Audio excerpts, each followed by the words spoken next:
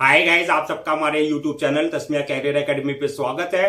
Guys, आज जो हम आपको डिटेल देने जा रहे हैं वो देने जा रहे हैं आरआरबी टेक्नीशियंस रिक्रूटमेंट 2025 के नोटिफिकेशन के बारे में।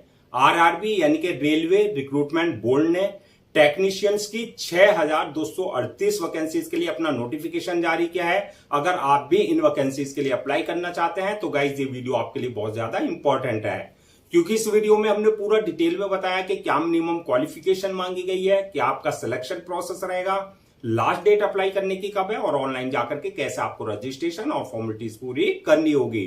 तो गाइस पूरा वीडियो देखिएगा और साथ ही साथ में हमारे इस यूट्यूब चैनल को सब्सक्राइब कर लें, लाइक करें और ज्यादा से ज्यादा शेयर करें।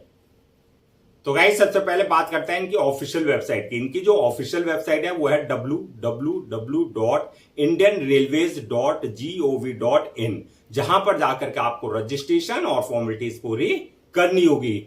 रिक्रूटमेंट अथॉरिटी जो है आपकी आरआरबी है, यानी कि रेलवे रिक्रूटमेंट बोर्ड है, जो कि आपका अंडर में आता है ministry of railways, government of India के अंडर में काम करती है। पोस्ट नेम की अगर बात करें तो ये आपकी टेक्नीशियंस की पोस्ट रहेगी। टोटल वैकेंसी जो आपकी अप्रॉक्स 6238 वैकेंसीज के लिए जो है इन्होंने अपना नोटिफिकेशन जारी किया है। इसमें जो आपका टेक्नीशियन ग्रेड फर्स्ट की जो आपकी सिग्नल की जो वैकेंसीज रहेगी वो 183 वैकेंसीज है। इसके अलावा जो आपका टेक्निकल ग्रेड थर्ड की 6055 वैकेंसीज आपकी रखी गई है। इस तरीके से आपकी टोटल जो है 6238 वैकेंसीज के लिए इन्होंने अपना नोटिफिकेशन जारी किया है। जेंडर की बात करें तो मेल एंड फीमेल यानी कि man and women both can apply for these vacancies. Job location की बात करें तो आपका सिलेक्शन होने के बाद जो है आपका ऑल ओवर इंडिया कहीं भी आपकी पोस्टिंग दी जा सकती है, यानी कि डिफरेंट डिफरेंट जोन्स में, रेलवे जोन्स में जो आपकी जो है पोस्टिंग दी जाएगी। अप्लाई मोड आपका ऑनलाइन रहेगा, ऑफलाइन किसी भी तरह का कोई कम्युनिकेशन या कॉरेस्पॉन्डेंस नहीं किया जाएगा। रजिस्ट्रेशन जो स्टार्ट हो गए हैं वो 28 जून 2025 से रजिस्ट्रेशन स्टार्ट हो चुके हैं और लास्ट डेट जो है रजिस्ट्रेशन की यानी कि अप्लाई करने की वो है 28 जुलाई 2025। तो 28 जुलाई 2025 से पहले पहले आपको उनका ऑफिशियल पोर्टल पर जाकर के अपना रजिस्ट्रेशन और फॉर्मेलिटीज पूरी कर लेनी है। अब बात कर लेते हैं रिटर्न एग्जाम डेट की। तो रिटर्न एग्जाम डेट अभी कोई अनाउंस नहीं की गई है, जल्द ही इनकी रिटर्न एग्जाम डेट भी इनकी ऑफिशियल वेबसाइट पर अनाउंस कर दी जाएगी। एडमिट कार्ड की बात करें तो एडमिट कार्ड इनका जो आपका ऑफिशियल पोर्टल है वहां पर जाकर के जो है आप अपना एग्जाम डेट से जो है जो आपका रिटर्न एग्जाम डेट होगी उससे एक हफ्ते पहले अपना एडमिट कार्ड डाउनलोड कर सकते हैं। नेक्स्ट बात करते हैं कि आपकी एप्लीकेशन फीस क्या रखी गई है। तो एप्लीकेशन फीस की अगर हम बात करें तो इसमें अगर आप जनरल, ओबीसी या ईडब्ल्यूएस इस कैटेगरी में आते हैं तो आपके लिए एप्लीकेशन फीस 500 रुपए रखी गई है, और अगर आप SC, ST, physical handicap, ex serviceman या फीमेल इस कैटेगरी में है तो आपके लिए एप्लीकेशन फीस जो है 250 रुपए रखी गई है। पेमेंट मोड की अगर बात करें यानी कि जो आपकी एप्लीकेशन फीस रहेगी उसका पेमेंट मोड जो रहेगा ऑनलाइन रहेगा, यानी कि at the time of registration आप अपने debit card, credit card, net banking, UPI, IMPS या जो भी पेमेंट गेटवे वहां पर होगा उसके थ्रू आप अपनी एप्लीकेशन फीस डिपॉजिट कर सकते हैं।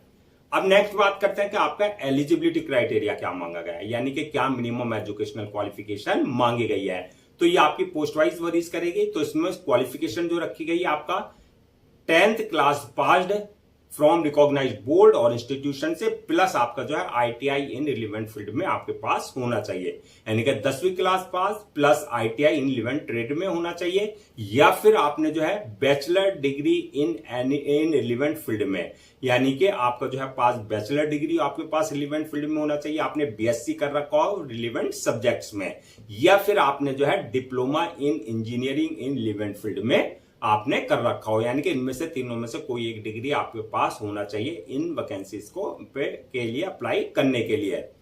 एज लिमिट की अगर बात करें तो मिनिमम 18 साल और मैक्सिमम 33 साल रखी गई है। 18 और 33 के बीच में अगर आपकी एज है तो आप इन वैकेंसीज के लिए अप्लाई कर सकते हैं। एज रिलैक्सेशन की as per government rules and regulation जो रिजर्व कैटेगरीज वाले हैं उनको जो एज रिलैक्सेशन दिया जाता है वो प्रॉपर एज रिलैक्सेशन उनको दिया जाएगा। अब बात कर लेते हैं कि आपका सिलेक्शन प्रोसेस क्या रहेगा। तो सिलेक्शन प्रोसेस की अगर बात करें तो इसमें मल्टीपल स्टेजेस रहेंगी जो आपको क्लियर करनी होगी। फर्स्ट स्टेज जो रहेगी आपकी रिटर्न एग्जामिनेशन की रहेगी, यानी कि रिटर्न एग्जाम आपका कंडक्ट किया जाएगा। जो आपको क्वालिफाई करना होगा वो आपका सीबीटी यानी कि ऑनलाइन कंप्यूटर बेस्ड टेस्ट होगा। जो रिटर्न एग्जाम क्वालिफाई कर लेंगे, सेकंड स्टेज रहेगी उनकी डॉक्यूमेंट्स वेरिफिकेशन की, यानी कि at the time of registration जो भी आपने अपने डॉक्यूमेंट्स अपलोड किए हैं वो सारे डॉक्यूमेंट्स आपके ओरिजिनल चेक किए जाएंगे, यानी कि वेरीफाई किए जाएंगे। और लास्ट स्टेज जो होगी वो होगी मेडिकल एग्जामिनेशन की, यानी कि आपका जो है जिस पोस्ट के लिए आपने अप्लाई किया उसके लिए देखा जाएगा कि आप फिजिकली और मेंटली पूरी तरीके से फिट हैं या नहीं है। तो ये मल्टीपल स्टेजेस रहेंगी जो आपको क्लियर करनी होगी। अब बात कर लेते हैं जो आपका रिटर्न एग्जाम होगा उसका क्या आपका जो है एग्जाम पैटर्न रहेगा, क्या उसका सिलेबस रहेगा। तो सबसे पहले बात करते हैं हम एग्जाम पैटर्न की। तो एग्जाम पैटर्न की अगर बात करें तो ये आपका पोस्ट वाइज वरीज करेगा। अगर आपने अप्लाई किया है टेक्नीशियन ग्रेड फर्स्ट की पोस्ट के लिए तो आपके लिए एग्जाम पैटर्न जो रहेगा वो ऑब्जेक्टिव टाइप क्वेश्चंस होंगे आपके, यानी कि MCQ type multiple choice questions होंगे। टोटल क्वेश्चन जो होंगे आपके 100 क्वेश्चंस रहेंगे जो कि आपके 100 ही मार्क्स के रखे गए हैं। टाइम जो दिया जाएगा पेपर को सॉल्व करने का आपका 90 मिनट का टाइम रहेगा। नेगेटिव मार्किंग की अगर बात करें तो रॉन्ग आंसर के लिए जो आपका नेगेटिव मार्किंग का प्रोविजन रखा गया है, यानी कि आपके मार्क्स डिडक्ट किए जाएंगे।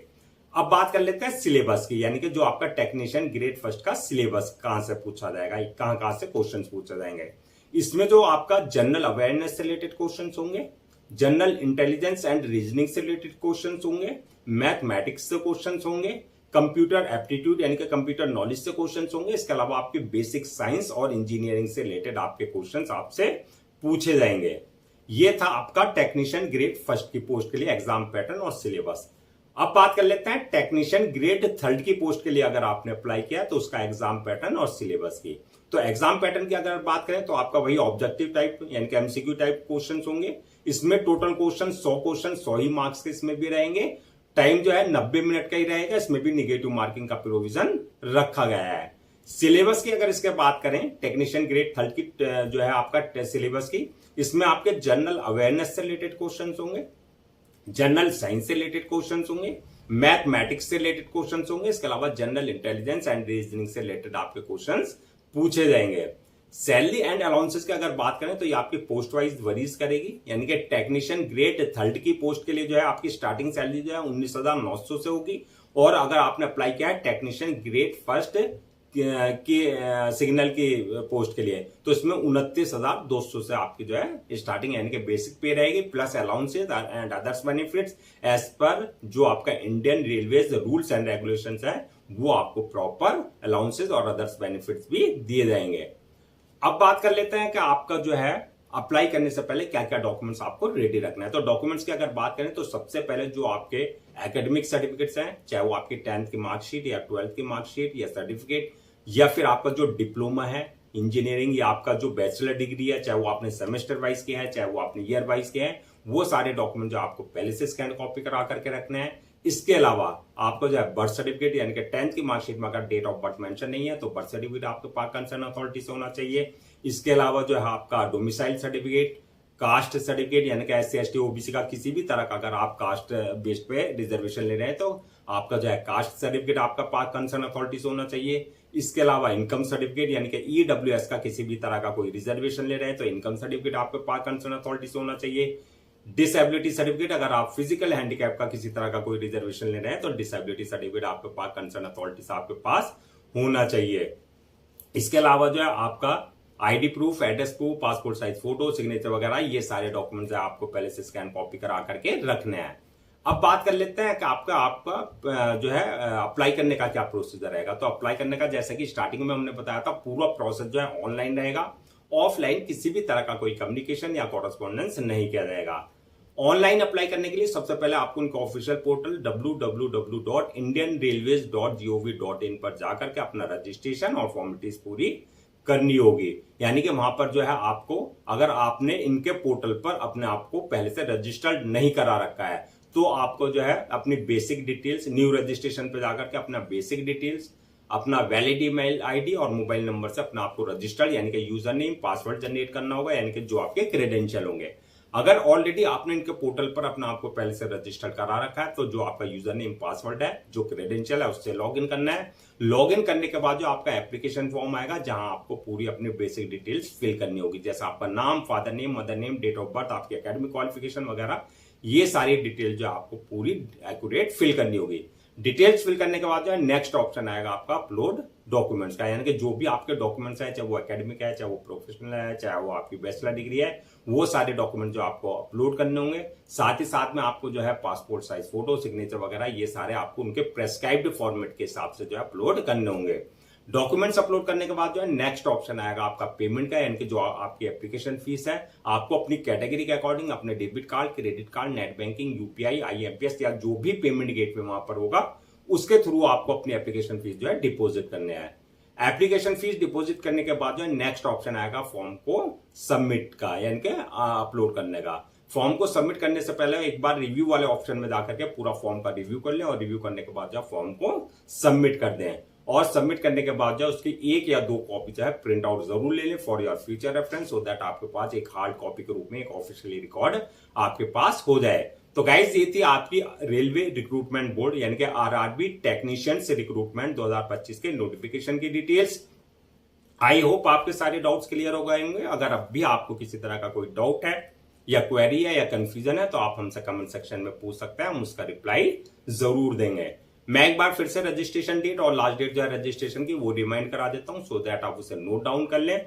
रजिस्ट्रेशन जो स्टार्ट हो गए हैं वो 28 जून 2025 से रजिस्ट्रेशन स्टार्ट हो चुके हैं और लास्ट डेट जो है रजिस्ट्रेशन की यानी कि अप्लाई करने की वो है 28 जुलाई 2025। तो 28 जुलाई 2025 से पहले पहले आप उनका ऑफिशियल पोर्टल पर जाकर के अपना रजिस्ट्रेशन और फॉर्मेलिटीज पूरी कर लेनी है। गाइस हम आपके लिए जितने भी गवर्नमेंट जॉब्स हैं या गवर्नमेंट एग्जाम्स है उससे रिलेटेड जितने अपडेट्स होते हैं उस पर वीडियोज लेकर के आते हैं। इसके साथ साथ जो है प्रॉपर कैरियर गाइडेंस पर आपके लिए वीडियोज लेकर के आते हैं। अगर आप भी चाहते हैं कि आपको प्रॉपर कैरियर गाइडेंस मिलती रहे, साथ ही साथ में आपको गवर्नमेंट जॉब्स और गवर्नमेंट एग्जाम्स के पूरे अपडेट्स मिलते रहे, तो आप लोगों से मेरी रिक्वेस्ट है आप हमारे इस यूट्यूब चैनल को सब्सक्राइब कर लें, लाइक करें और ज्यादा से ज्यादा शेयर करें।